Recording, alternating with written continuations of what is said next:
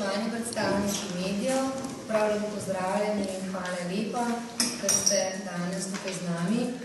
Predstavljamo bomo svetovanje o izobraževanju odraslih in moji govorniki so gospod Albert Štancar, je direktor CDI Univerzuma, gospod Bojan Hajdinjak, je direktor javnega zavoda Celi Štupar, gospa Jasna Kržin-Stepišnik, je direktorica Blic Ljubljana, gospa Vlasta Nosdorfer, varuhinja človekovih pravic in gospa Barbara Kitar, vodja skupnih služb v podjetju Skaza. Najprej bo predala besedo projekt, nam bodo predstavili prvi trije govorniki, potem pa še zakaj je ta projekt pomemben, gospa varuhinja človekovih pravic in konkretno že primer podjetja, ki je vključen v ta projekt, gospa Barbara Kitar, ki je iz plastike Skaza, oziroma podjetja Skaza. Tako da najprej predajam besedo gospodu Albertu Štancarju. Lepo prosim. Hvala lepa. Lepo pozdravljeni, spoštovani tudi v mojem imenu. Rad bi povedal nekaj stvari v zadevi z temi projekti, ki so sedaj pred nami in so se pričeli. Vsi vemo, da ljudje izhajamo iz različnih življenjskih situacij. Nekateri se neprestano izobražujejo, določene skupine zaposlenih pa nimajo bodisi dostopa ali pa se temu niti ne posveča, nima pozornosti in odnosa do izobraževanja. Razlike v stopnji izobraženosti in obvladovanju znanj lahko vodijo v osebne stiske, občutek manjvrednosti, pa tudi v medgeneracijska nerazumevanja znotraj delovnega okolja. V okviru 2 javnih razpisov je Ministrstvo za izobraževanje, znanost in šport namenilo sredstva za najprej svetovanje in vrednotenje neformalno pridobljenega znanja ter za drugi projekt brezplačno izobraževanje in usposabljanje. Tako vidimo 2 projekta, ki se medsebojno dopolnjujeta. No, v okviru prvega projekta informiranje in svetovanje za izobraževanje se je tako v slovenskem prostoru, če rečemo, organiziralo 15 konzorcijev, ki bodo delovali vse do leta 2022. Ljudske univerze tukaj nastopajo kot nosilci konzorcijev, konzorcijski partnerji pa so seveda ljudske univerze in srednje šole. V ljubljanski urbani regiji je tako nastal konzorcij 3 partnerjev, poleg Centra za dopisno izobraževanje Univerzum, še Cene Štupar, javni zavod Cene Štupar, ter Biotehniški izobraževalni center Ljubljana. Svetovanje in preko tega tudi izobraževanje smo že začeli in sicer v oktobru. Želim poudariti, da so vse te naše storitve brezplačne, namenjene so posameznikom kot tudi podjetjem. Kdo so udeleženci? Udeleženci so lahko vsi, ki so starejši oziroma ki imajo 45 let ali več, so zaposleni in imajo največ 5. stopnjo izobrazbe. Glavni cilj projekta je, da posamezniki pridobijo višjo raven znanja in si tako dvignejo svoje kompetence ter možnost tudi za drugo zaposlitev oziroma da so bolj usposobljeni na svojem delovnem mestu boljšega znanja in boljšega delovanja. Še malo statistike. Osrednja slovenska regija obsega, kot veste, 25 občin in ima 537 tisoč prebivalcev. Delovno aktivnega prebivalstva je 216 tisoč, pa 500 približno, od tega je 193 tisoč 400 zaposlenih. Po starostni strukturi je zaposlenih oseb starih 45 let in več 79 472. podatki so iz konca leta 15 po SURS-u. Tako ugotavljamo, da so ti ljudje za nas zelo pomembni, da se jim posvečamo in dajemo možnost nadaljnjega izobraževanja. Še to bi rad dodal, da je od teh 79 000 oziroma dobrih 73 000 oseb, ki so delovno aktivni in zaposleni, da je od tega približno 9,4% oseb z osnovnošolsko izobrazbo, ter to je 18 200 oseb, ter 73 000 oseb, ki ima doseženo 5-stopnjo izobrazbe.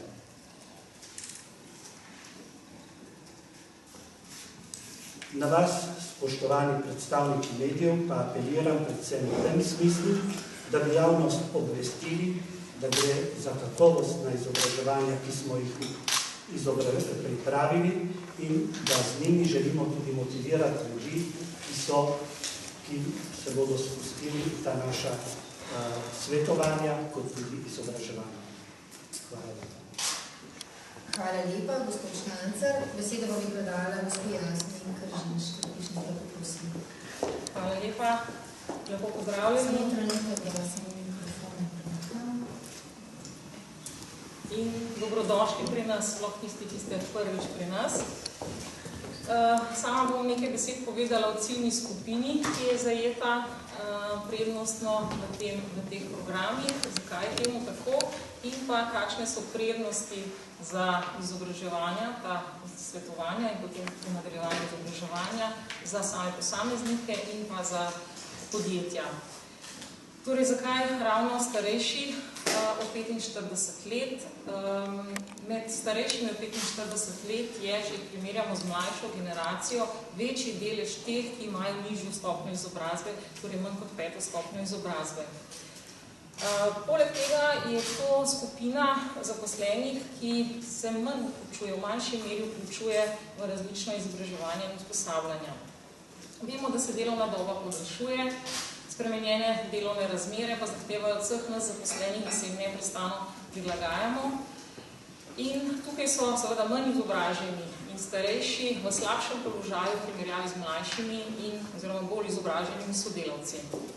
Posledice take slabše izobraženosti in tudi manjše vključenosti v izobraževanje teh generacij pa ima za posledico, da so te osebe hitreje izgubijo zaposlitev, se težje vključijo v novo zaposlitev, so manj mobilne v času delovne kariere, da so posledično manj socialno vključene, kar pa prispeva tudi k nižji kakovosti življenja in tako naprej. Nižja izobraženost in pa naraščajoča starost sta torej eni glavnih tveganj za izgubo zaposlitve. Tudi podatki mednarodne raziskave PIAC iz leta 2012 kažejo tesno povezanost med pridobljenimi kompetencami oziroma spretnostmi in pa uspešnostjo posameznikov v življenju. Zato torej v tem programu namenjamo glavno pozornost tej ciljni skupini, ker te najbolj potrebujejo podporo. Če predstavljamo zdaj še svetovanja, informiranje in svetovanje posameznikom omogoča po eni strani dostop do informacij o možnostih in to je močan element seveda motivacije za vključitev v izobraževanje oziroma usposabljanje. Ta svetovanja so namenjena tudi priznavanju oziroma prednotenju predhodno pridobljenih znanj, ko gre v glavnem za neformalno pridobljena znanja, priložnostno pridobljena znanja, znanja, ki jih posamezniki zaposleni pridobijo z delovnimi izkušnjami. Torej, posameznik si na ta način analizira svoje potrebe po lastnem izobraževanju, se odloča o razvoju osebnem in poklicnem in izdela tudi svoj portfolio, torej osebno zbirno mapo, ki mu pri tem pomaga. Kakšne so še koristi zanj? Torej, nadaljnjo karierno pot si gradi na osnovi teh usposabljanj in izobraževanj, ki se jim priključi. To omogoča tudi, da je s delom samim bolj zadovoljen, bolj motiviran. Kar pa je seveda velika korist tudi za podjetja. Podjetjem in delodajalcem po eni strani ta svetovalna pomoč omogoča pomoč pri razvoju kadrov in analizi potreb po izobraževanju. Še posebej je to pomembno za podjetja, ki nimajo svojih kadrovskih služb. In zaradi bolj zadovoljnih in motiviranih posameznikov, ki so se izobraževali, seveda tudi ta podjetja lahko bolj kakovostno delajo, se bolje organizirajo, postanejo bolj konkurenčne in tudi uspešne. Hvala, jasno, Krženšti Pišni, hvala lepa. Gospod Vojen Hajden, predajal razredušeno. Hvala lepa.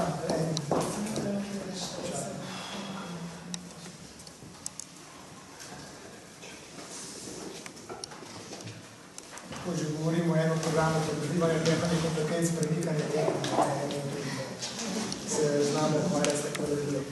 Še en lep pozdrav še v mojem imenu.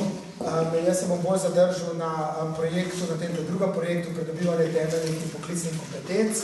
Naj omenim, da oba projekta financira Evropski socialni sklad in Ministrstvo za izobraževanje, znanost in šport. In z tega razloga so vsa ta izobraževanja tudi za vse zaposlene brezplačni.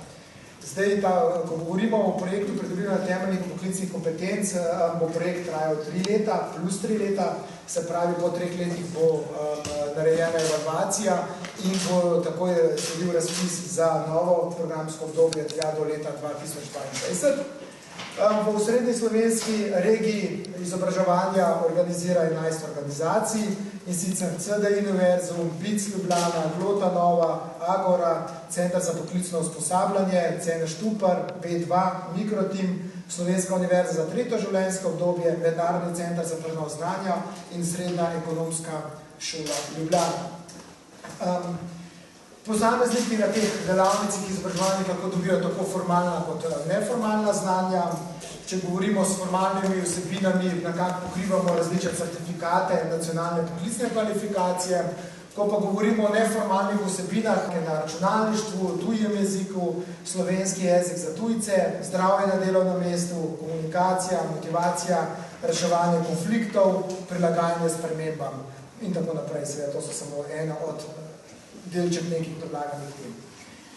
Zdaj, kako smo pravzaprav izobraževalne vsebine sestavili, nekako smo prej naredili celoten konzorcij oziroma vseh 11 sodelujočih organizacij, šli smo v podjetja, vprašali, kaj pravzaprav podjetja rabijo, vprašali smo ljudi, kaj ljudje rabijo in na osnovi tega smo oblikovali programe. Tako da, če damo čist plastični primer, rečemo, smo se pogovarjali z ljubljanskim potniškim prometom, ima voznika avtobusa, kaj zdaj ta voznik avtobusa potrebuje, so rekli, rečemo, komunikacija za mogoče malo težjimi strankami in jasno smo pripravili 50-urni program za te šoferje. Ali pa rečemo mogoče kuhar, ki želi delati v neki kuhinji in ne rabi, rečemo, italijanski jezik, ki smo oblikovali, rečemo, italijanski jezik skozi želodec. Se pravi, da je prilagojen na te kuharje. Še en mogoče tak primer, avtomehaniki, najbrž veste, da se zdaj vsi srečujejo z novimi orodji, ki so lahko zdaj v nemškem jeziku ali v angleškem jeziku in pravzaprav, kako ga zdaj pravzaprav naučiti, da uporablja računalnik in hkrati jasno še ta jezikovna kompetenca, ker so več manj sama vodila v nemškem jeziku. Na tak način smo vsi oblikovali programe. Zdaj, nas cilj je bil, da vključimo odrasle v vseživljenjsko učenje, da jim izboljšamo kompetence, ki jih potrebujejo pravzaprav zaradi non-stop spremenjujočih se potreb na trgu dela, zaradi večje zaposljivosti in mobilnosti ter osebnega razvoja in delovanja v sodobni družbi zaposlenih. Naj samo omenim, da vse te prej omenjene organizacije izobražujejo tudi posameznike, imajo posebej zanje razpisane programe in izobraževanje, več pa lahko tudi na spletnih straneh posameznih organizacij. Cilj je, da bi v svetovanje vključili najmanj 20.000 udeležencev in da v teh 20.000 bi vsej 75% udeležencev bili vključeni tudi v te oblike izobraževanja, ki sem malo prej predstavil. Delavnice, tečaji izobraževanja bodo starejši pomagali, da bodo lažje sledili spremembam v okolju, to sem že omenil, mogoče še enkrat da poudarimo. Pa podjetja, ki vlagajo v človeške vire, so bolj produktivna, izboljša se kakovost organizacija dela, prilagodljivost in mobilnost zaposlenih je večja, pa na konec koncu se izboljša tudi medsebojni odnosi in lojalnost podjetju. Jaz pa mislim, da bomo kot primer dobre prakse tudi slišali podjetje Skaza, ki pa mislim, da bo potrdila tem mojim besedam. To je z moje strani. Hvala lepa. Gospod Goran, hvala lepa. Na vas, spoštovani predstavniki medijev, predvsem apeliramo, če boste lahko v tem, da so se začela svetovanja in posledično tudi brezplačno izobraževanje za ljudi, obvestili čim širšo množico ljudi, kajti želimo, da so da se v to lahko vključijo. In ravno z tem namenom smo povabili nas tudi varuhinjo človekovih pravic, gospod Vlasta Nussdorfer, da bo povedala še z njenega vidika, zakaj in kako vidi ta projekt oziroma v katerih vidikih je pomembno. Tako da predajam si danes. Spoštovane predstavnice in spoštovani predstavniki medijev, ko sem bila povabljena k sodelovanju in je gospa Jernejčič poklicala in predstavila vse to, kar ste lahko danes slišali od vseh treh govornikov, sem se seveda takoj vprašala, kje vidim kot varuhinja človekovih pravic pozitivne note tega izobraževanja, kaj bo prineslo, kaj pomeni. Zagotovo nikoli več ne bo tako, kot je bilo. Včasih je 45. leto starosti in seveda več pomenilo skoraj konec službene kariere, kajti mnogi so se upokojevali po 50. letu, in torej po 45. letu so že čakali na leta, ko bodo zaključili svojo službeno pot. Kot veste, je bilo že rečeno, sedaj se ta leta višajo, torej upokojitvena starost je presegla 60, celo 65. leto dosegajo nekateri, ko odidejo v pokoj, tisti, ki pa so celo do 70. leta na svojih delovnih mestih, vendar so to seveda redki poklici in primeri.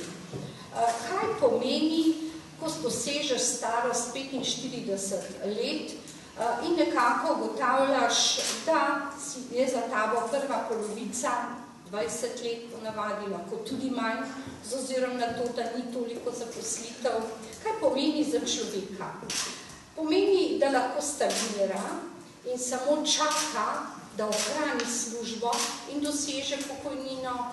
Lahko pa pomeni to, da postaja enakopraven mlajšim, ki so seveda danes z ozirom na drugačen način življenja, Evropsko unijo, odprtost, znanje jezikov, čisto drugačni. Morda bolj kompetentni, morda tisti, ki lažje zasedajo ali ohranijo delovna mesta. In zato vidim velik doprinos k temu, da lahko ljudje tudi po 45. letu iz različnih razlogov nimajo več kot 5. stopnje izobrazbe, še ostanejo v koraku s časom, dosežejo mlajše, se izobražujejo na vseh področjih, ki so bila že navedena. Sama recimo v srečanjih s starejšimi ugotavljam, da jih zdravstvo, ki je pred vrati in nekaj ga že imamo uvedenega, zlasti naročanja k zdravnikom, stanejo veliko več časa, celo vprašanje je, ali so temu kos, in zato v računalniškem izobraževanju, pa ne gre za starejše osebe, ampak starejše od 45 let, seveda navzgor do konca službene kariere, vidim velik doprinos k temu. Kajti ni vse v tem, da ohraniš službo. Če si na delovnem mestu zadovoljen, je tudi tvoje zdravje boljše. Mi pa danes srečujemo veliko ljudi, ki zapadejo v depresijo iz zelo različnih razlogov. Morda celo nekateri, ko otroci odidejo od doma, ko se borijo na delovnih mestih, da bi zdržali, imajo toliko težav na zdravstvenem področju, da jih to pravzaprav bega in se sprašujejo, kako bodo zdržali do konca delovne dobe.